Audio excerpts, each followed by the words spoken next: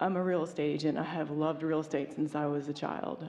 Would bribe my sister to play Monopoly with me with these pieces, and got away from it for a little while. And in 2008, I decided I should do something safe and go back and become a nurse. And I did that, and I still currently work in the neonatal intensive care unit.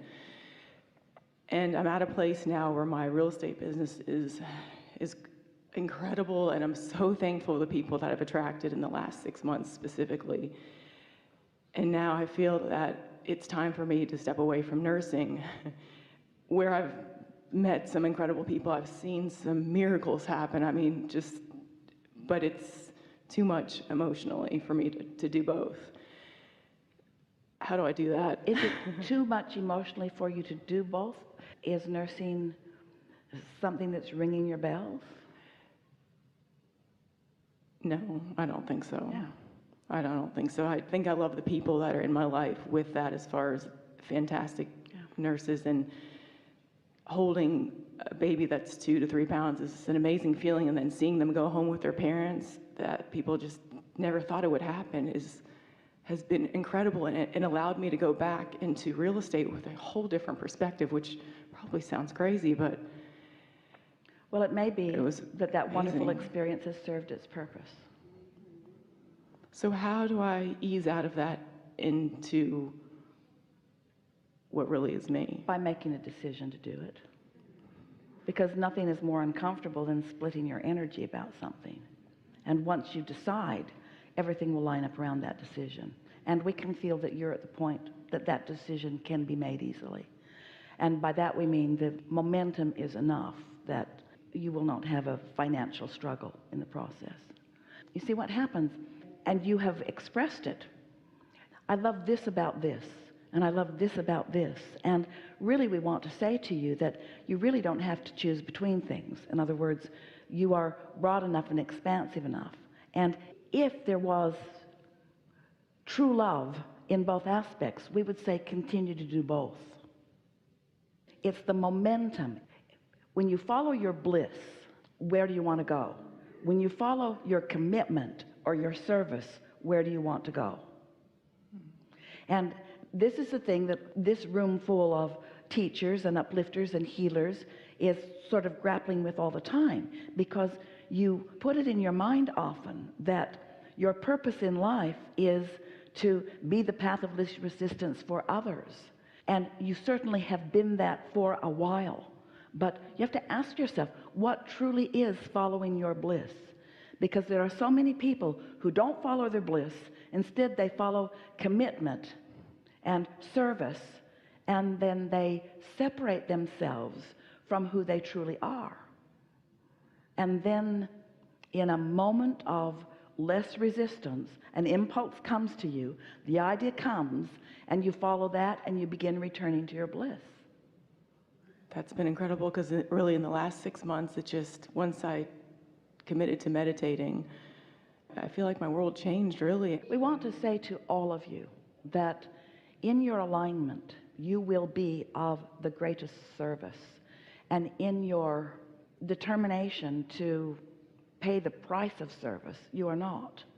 You get what we mean? Those are really, really powerful words. Yeah. And my last question is for my husband.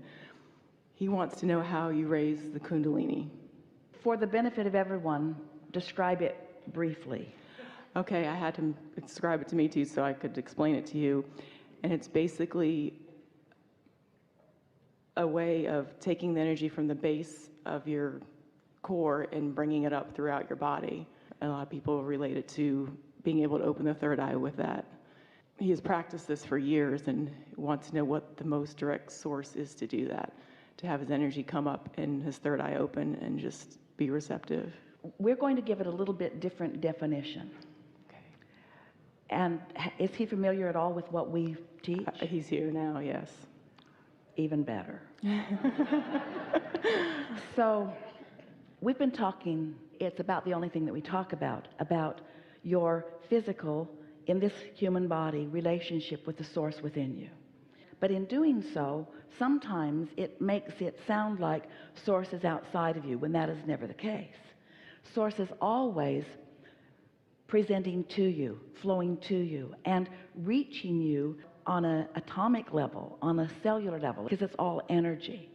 But as you acknowledge that the source within you is this very high flying, resistant, free vibration, and you strive to align with that, what happens is it opens all your passageways. By that we mean, we used to call it opening your valve or opening your passageway. It's the way Esther felt it in the beginning too, as she began to allow more and more, as she relaxed more and more, the energy of Abraham to flow through her. And so sometimes it's helpful, and a lot of people do it, to identify specific points in their body where the energy is defined. And there isn't anything wrong with that. We would take a more general approach and just acknowledge that the energy is coming to every cell, and that the better you feel, the more you are allowing that to take place. And so, just for fun, just sort of relax and think about your connection to source energy, and think about the receptive mode. In other words, the source energy is flowing to everything and everyone around, and to differing degrees people are in the receptive mode. So if you are in a sort of worrisome mode, the energy is still flowing, but in that worrisome vibration, in that vibration that is depicted by your worry, you would translate the energy in a more awkward or bulky form. Sometimes Esther will lie in her bed if she has something in her physical body that is distressing her a little discomfort in a knee, or maybe a cramp in her foot, or maybe some tiredness in her back, or a little stiffness in her neck because of falling asleep on the airplane in an odd way without her special pillow. And so she can just lie in her bed and she will say, Abraham, can you work on that? And she can feel specific energy being applied specifically to that. So much so that her facial muscles are affected by it. She can actually feel her scalp moving. Anyone getting anything in your scalp? Almost like fingers under your hairline, massaging your scalp from the base up, forward, over the top of your head. Anybody get any of that?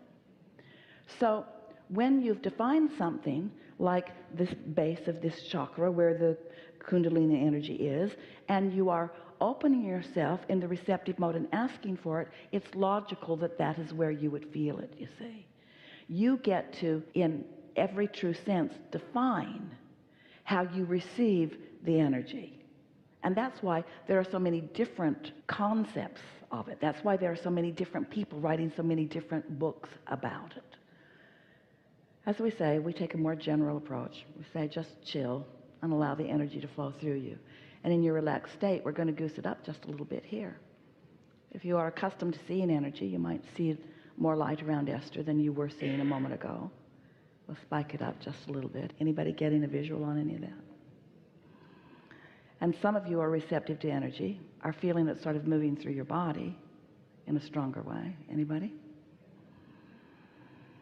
Just breathe into it and appreciate it and acknowledge that it is your receptive mode. And if you're not receiving it, it doesn't mean anything other than you are evil. If you're not receiving it, it doesn't mean anything other than that your expectation is new about it, you see. There's no question that your husband, and you as well, many of you, are connected to this energy stream. Just allow it to be received by you. And that's the emphasis that we really want to put. It's the receptive mode, receptive mode, receptive mode that we're always talking about, because you've already summoned the energy and it's already being offered. And through the path of least resistance, it will flow, you see. Don't make it complicated. Enough? Enough. Thank you so much. Really good.